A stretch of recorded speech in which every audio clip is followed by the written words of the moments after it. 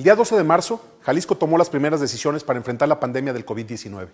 Lo hicimos en medio de un escenario de incertidumbre que hizo que cada definición tomada fuera objeto de críticas y cuestionamientos. Hubo en aquel momento que actuar al margen de las definiciones que se tomaban por parte del gobierno federal a partir de las recomendaciones que nos dio la comunidad científica y académica de la Universidad de Guadalajara. A partir de ese día, nuestro estado fue convirtiéndose en un referente nacional por haber actuado a tiempo, por ejercer su soberanía con responsabilidad, por hacer de la corresponsabilidad su mejor escudo contra el virus, pero sobre todo por privilegiar la salud y la vida de sus ciudadanos por encima de cualquier otro interés. Hoy podemos decir que el tiempo nos dio la razón. Después de 117 días de resistencia y a pesar de muchas circunstancias que nos hacían un estado de altísimo nivel de riesgo, Jalisco tiene la quinta menor tasa de casos acumulados, la octava menor tasa de casos activos y la séptima menor tasa de mortalidad a nivel nacional.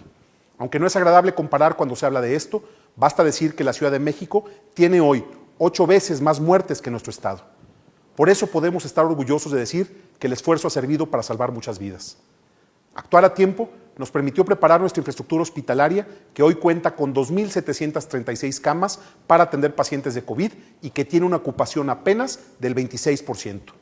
Pudimos entregar nuevos hospitales en distintas regiones, hacer las ampliaciones de otros de acuerdo al plan de reconversión hospitalaria, equipar con ambulancias a todos los municipios de Jalisco, habilitar sedes especiales como el Hospital Angeliaño e incluso en los últimos días habilitar un centro especial de aislamiento voluntario en el Hotel de la Primavera de la Universidad de Guadalajara.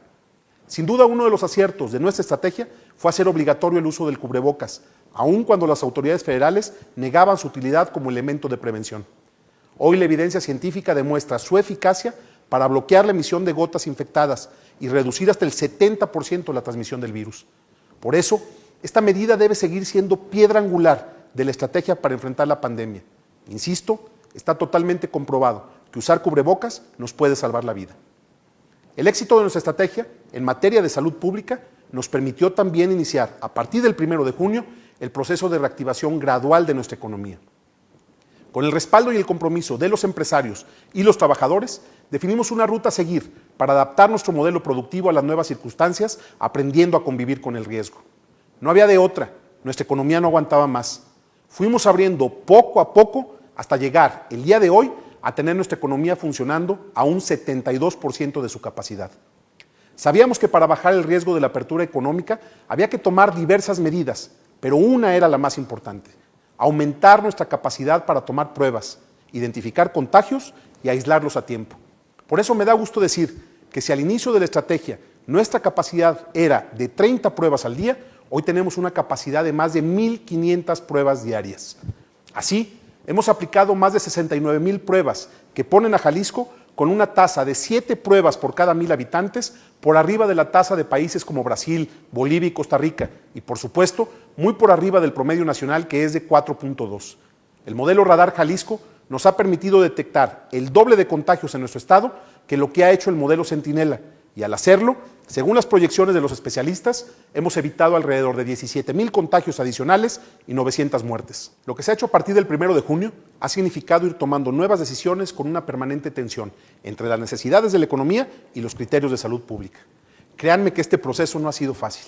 Entiendo la desesperación de aquellos sectores económicos que por su naturaleza no han podido abrir, pero detrás de cada decisión hemos puesto por delante la valoración en materia de salud de nuestros expertos, que a partir de la experiencia acumulada en el mundo y a partir de nueva evidencia científica nos han marcado el rumbo, muchas veces en contra de lo que yo más quisiera, ver a Jalisco trabajando ya a todo vapor para salir adelante. Para tener todavía un mayor soporte en nuestras decisiones, invitamos a la Mesa de Salud a expertos en materia de salud pública a nivel nacional. Este grupo ha evaluado el Plan Jalisco en sus distintas etapas y coinciden en que ha sido hasta hoy muy exitoso. Sin embargo, de manera consensada se ha llegado también a una conclusión contundente. En este momento no hay condiciones para seguir avanzando con la apertura de nuestra economía, pero tampoco hay todavía la necesidad de volver a parar. Tenemos que tener claro que distintas circunstancias juegan hoy en contra nuestra y pueden complicar las cosas en las próximas semanas. Si la dinámica de la pandemia que hemos vivido en los últimos días en nuestro estado se mantiene, si la gente no entiende el nivel de riesgo en el que estamos y si la movilidad sigue creciendo, corremos el riesgo de que todo lo que logramos se pierda. Está en juego la vida de los jaliscienses y tenemos por eso que actuar con toda responsabilidad. En primer lugar, porque México está viviendo una etapa de aceleración de contagios sumamente grave, que lo han convertido desafortunadamente en el 5º lugar a nivel mundial en número de muertes. Jalisco no es una isla y el nivel de vulnerabilidad que tenemos por el intenso intercambio de personas y mercancías con otros estados y otros países es enorme. En segundo lugar, porque tenemos que entender que la relajación de la disciplina ciudadana nos está pasando factura. En la última semana, el promedio de contagios diarios es de 536 personas. Llevamos 3 semanas con más de 1,600 casos activos. El 25% de las 867 defunciones en el estado se dieron en la última semana y el nivel de positividad se incrementó de 27 a 31%. Pero sobre todo, nos preocupa el nivel de desgaste y cansancio que enfrenta nuestro personal médico. Como en el resto de las actividades laborales, tenemos en el personal de salud hipertensos, diabéticos, embarazadas y personas de más de 60 años que no pueden trabajar. Por eso nuestros doctores y enfermeras que pueden hacerlo están trabajando sin descanso. Aunque seguimos contratando personal y haciendo rotaciones, el déficit sigue siendo enorme.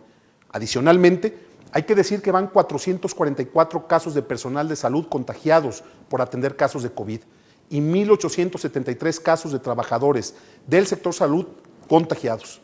Tenemos hospitales listos, pero nuestro personal está trabajando al límite y ahí no tenemos mayor margen de maniobra.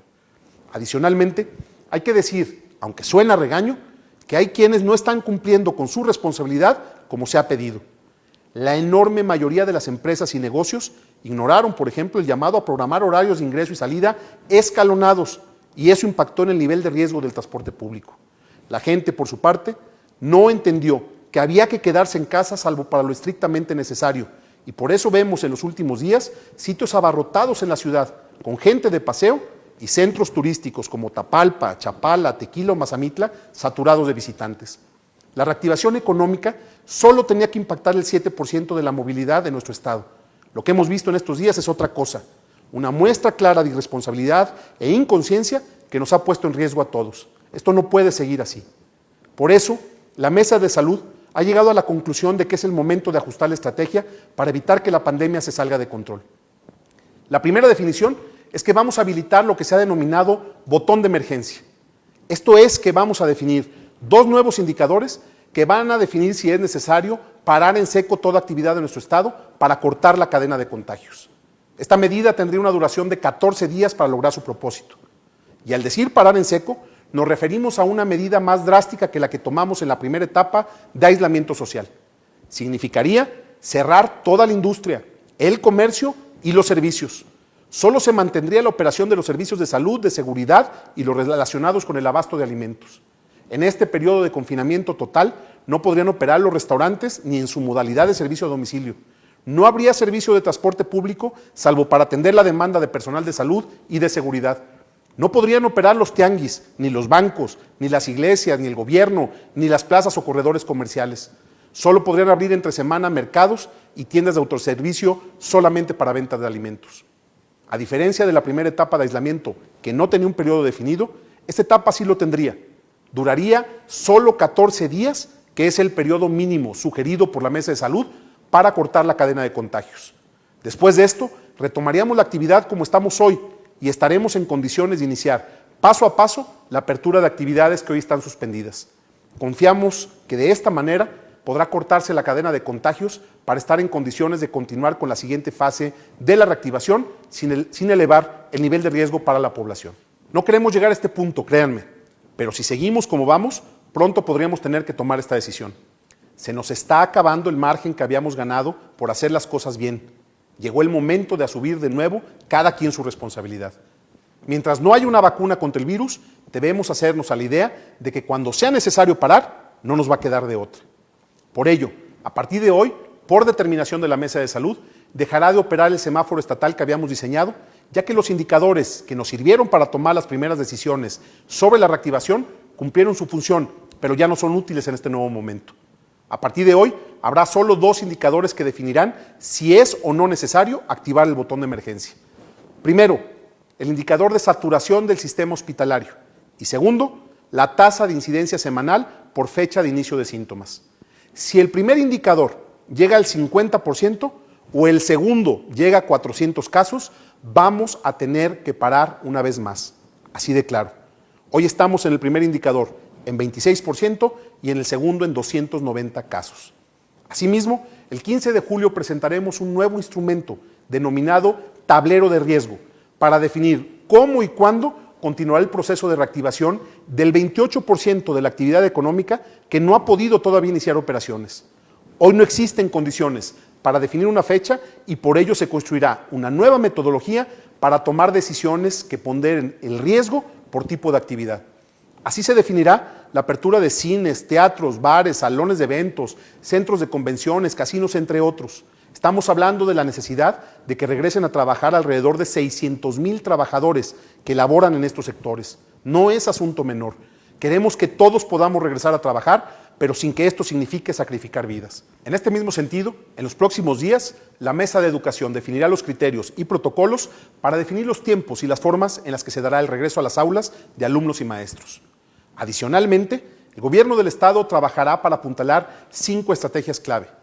Primero, seguir incrementando el número de pruebas PCR. Segundo, apuntalar la estrategia de aislamiento voluntario para llegar al tope de nuestra capacidad. Tercero, reforzar el uso de cubrebocas como una medida obligatoria en el espacio público y concientizar a la población sobre la importancia de su uso.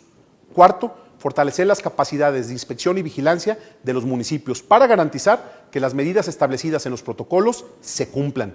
Y quinto, insistir en la obligación de las empresas para establecer horarios de ingreso y salida escalonados para sus trabajadores. Estamos en un momento clave.